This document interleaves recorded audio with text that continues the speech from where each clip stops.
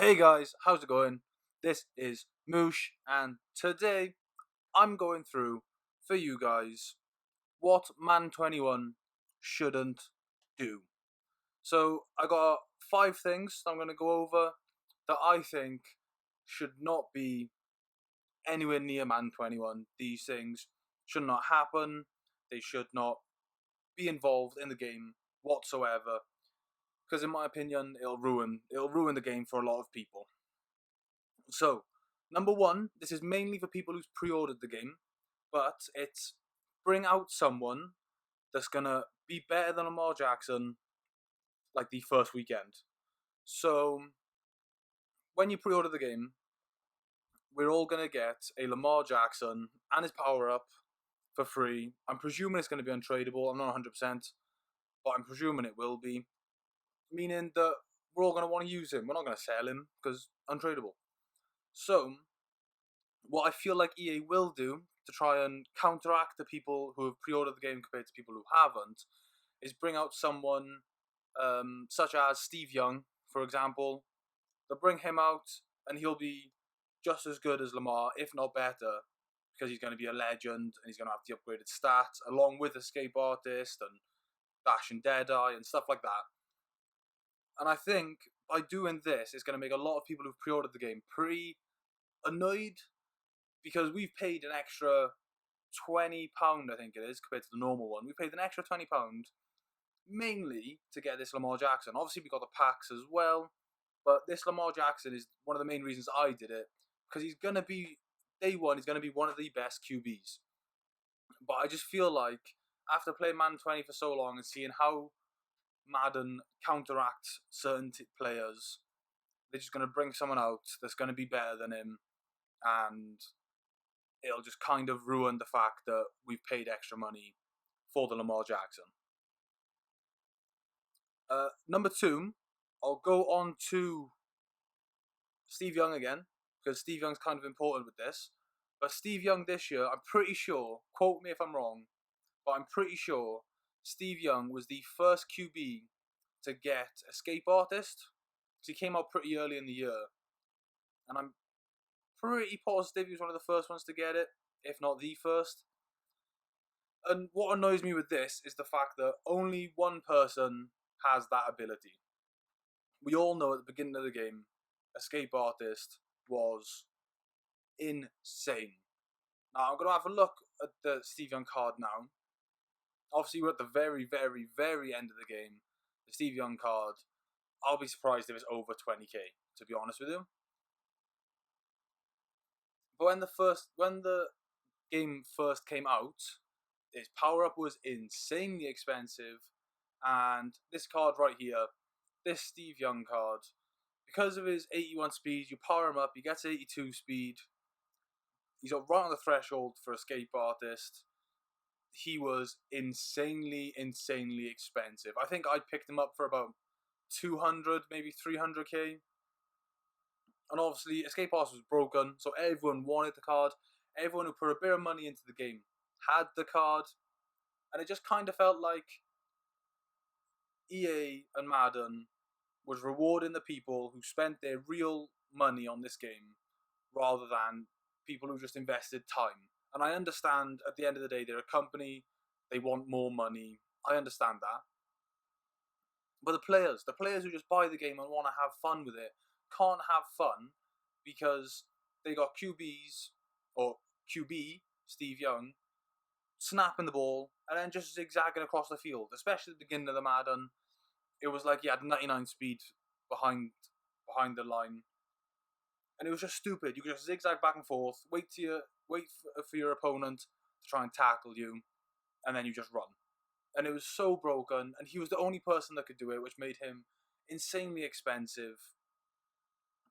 And I think personally, having one person that has this ability that's so good that no one else has obviously makes that card insanely good, but kind of makes every other card pointless. Now, I didn't play the Madden beta, so I'm not sure how scrambling truly is in this game. But I hope and pray that it's not the same as this year, where it was just no one had fast enough defensive linemen to keep up. So you had to use one of your linebackers to be a QB spy, and then you're taking one of your linebackers out of his coverage, and then it's just a big mess. So that's number two, is only having one player having this one special broken ability. I think obviously Escape Artist is going to be in the game. There is fast and mobile QBs, and obviously Lamar Jackson, I'm pretty sure, well no, I'm definitely sure, has Escape Artist. So to me, I feel like he's going to be a card that everyone wants, and because you pre-ordered, obviously you get him, but you've pre-ordered it, you've put in your real money at the beginning to pre-order it to get this special card. You haven't bought extra packs, you haven't done anything like that. You've just bought a slightly more expensive version of the game itself. You're still buying the game. Whereas when Steve Young came out, you had to buy packs separately. I'm pretty sure it was the same with Human Joystick. When Human Joystick first came around, only one player, again, skyrocketed the price. And it kind of made everyone else, I think it was Devin Hester, but kind of made everyone else similar to Devin Hester a bit pointless, because you get Devin Hester, you have Human Joystick, you just zigzag, you run, weave, anything, and it makes it that one player so overpowered. And obviously Steve Young's a great player, Devin Hester's a great player, but they were so overpowered. And I think the Man 21 need to avoid doing this. They need to bring out a couple of players that have the ability, just so it's a bit more fair, and also so people have a choice. Like, so you're not loading up a game and you're always seeing Steve Young constantly. Like when he came out, the first 2 weeks of Steve Young being out, that's all you've seen was Steve Young's, and it kind of ruined the game a bit at the beginning for me, I think. Next thing I would say that shouldn't happen in Man 21, not so much come back, but shouldn't happen, is house rules dying out after a month of the game. So obviously they tested house rules out in Madden 19. Everyone loved it. Man 20, they were like, we're going to bring out house rules. They're going to be quite often and regular. And props to EA. The first month, maybe a bit more, house rules was a constant thing. And it was really fun. Everyone enjoys house rules. You get some free cards. And you're still playing online. So there's still that competitiveness going around. But it's more than just earning some coins on head-to-head seasons. Obviously, house rules isn't around at the minute, so I can't really show you. But I think everyone who's played Madden 20 knows what house rules are. And just keeping them going throughout the year, relating them to promos that you're releasing, will be really good. It'll keep people enticed in playing online, but also be a calmer, more fun environment. Like on head-to-head, obviously, when you're playing seasons, people want to progress in seasons. They want to get more and more and more. And when you lose, that then downgrades you. So it's a bit more sweaty and competitive and grindy. If you lose in house rules, it doesn't matter. You just load it up again, play another game. I think house rules is a really, really good idea, and they should really keep it throughout the entire of Madden 21. Number 4 is, I can't show you for some reason because I keep getting kicked out of Ultimate Team. I'll try it one more time. But it's Weekend League rewards. Now, in Madden 19 and Madden 20, Weekend League rewards were very similar. There you go, yeah, getting kicked out. They were very similar, and by Christmas time, maybe even earlier, people just didn't care for it anymore because they were getting the same rewards, and the rewards are bad. Obviously, everyone takes the coins, and coins is always nice, but I feel like everyone wants to take the packs. Everyone wants that bit of risk. Everyone wants to open a pack and get a chance at the best card out at the time. But the packs were terrible. No one cared for the packs because they knew they'd get terrible things. Like the Fire Fantasy pack, which is a minimum of 86, I think. You'd get 386s. And it's like, I've played loads of games of Madden over the weekend, along with other stuff you're doing. Some people work, some people play sports over the weekend. I don't know. But along with whatever you're doing over the weekend, you're sat on Madden, grinding through these games to get wins, to get better rewards, and these rewards are terrible. If EA just restyle the rewards a bit, make it so taking the coins and taking the packs are almost the same thing, because, for example, you could take a pack for 25k, or you could open it and it guarantees you one elite. That elite might be an 80 overall that's selling for 6k, and you've just lost a bunch of money. It just didn't really make sense to take the pack because coins were always better, but that's boring. So I think they need to bring some new sort of packs in, maybe like bring in platinum player packs, like guaranteed, like the level packs, where you could take a player or you could take this platinum quick sell player. Something like that I think would be really good. And just more things that's guaranteed. Make opening packs fun. Obviously there has to be a risk, otherwise everyone would just open the packs and potentially get insane stuff. But basically making it so everyone just chooses coins, I feel like makes it a bit irrelevant and pointless to play Weekend League. Like, I want to play so I can open good packs at the end and potentially pull something amazing. I don't want to play however many hours over the weekend, get to rewards day, and then I'm just taking coins. Like, obviously they help, but I just don't think it's any fun. And I think that's what kills off Weekend League so quickly, is that you're not really playing for anything amazing. Or they could update it monthly, update the rewards monthly, so the rewards get better when better cards get released. Obviously, at the end of the year, when there's 99 overall cards, you don't want to be playing a bunch of hours of gameplay to get an 86 overall card. Because there's 99s out. No one's going to play with 86s. It's just a bit stupid. It's just a bit pointless. So that is number 4. And finally, if I go into the auctions and trades, I think what they do not want to bring into Madden 21 is Madden 20's Blitz Promo.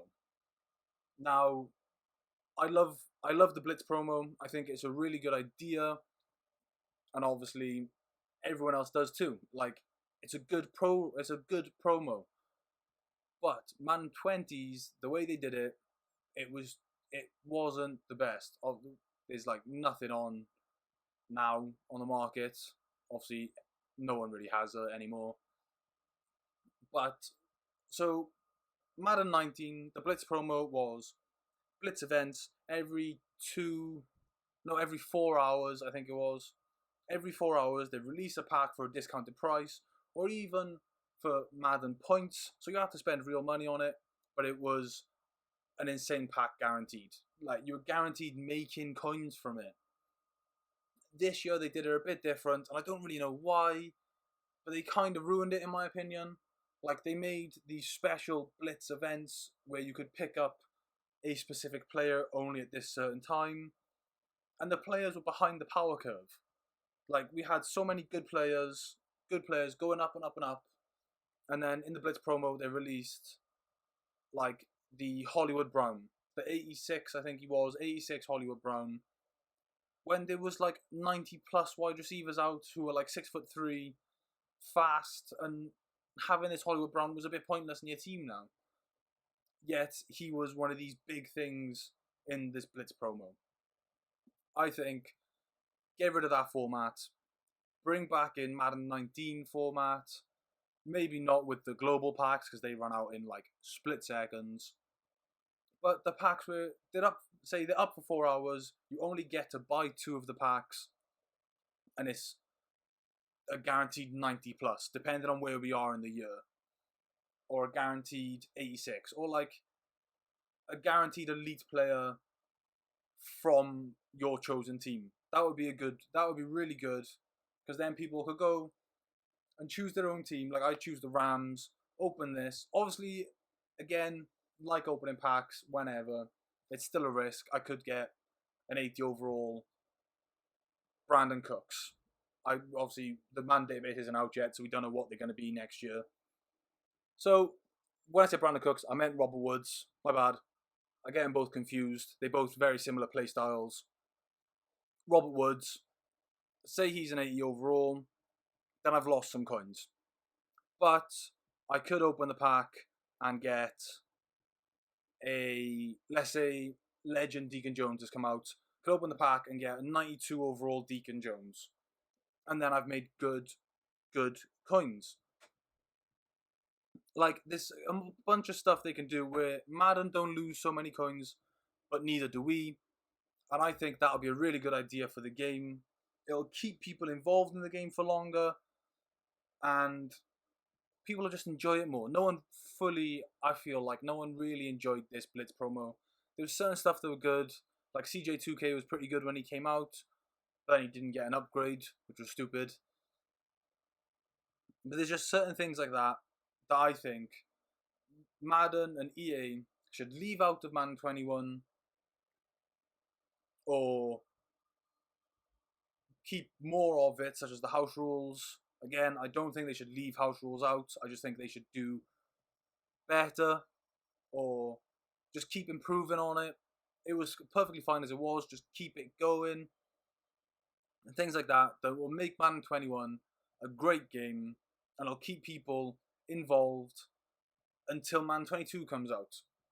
And that is obviously what they're after. They're after engagement, so people keep buying packs, keep spending stuff, and basically keep giving them money. But that's my little rant video, I suppose, about the 5 things I think shouldn't be in Madden 21 or should be better in Madden 21. If you agreed with any of these or disagreed, let me know in the comments down below. If you like the video, then please like the video and subscribe to my channel, because I'm starting to post more regularly. I've got 3 videos out in a week. I'm doing pretty good. When the game comes out, it's going to be even more. I promise you that. But yeah, I will catch you guys in the next one. Later.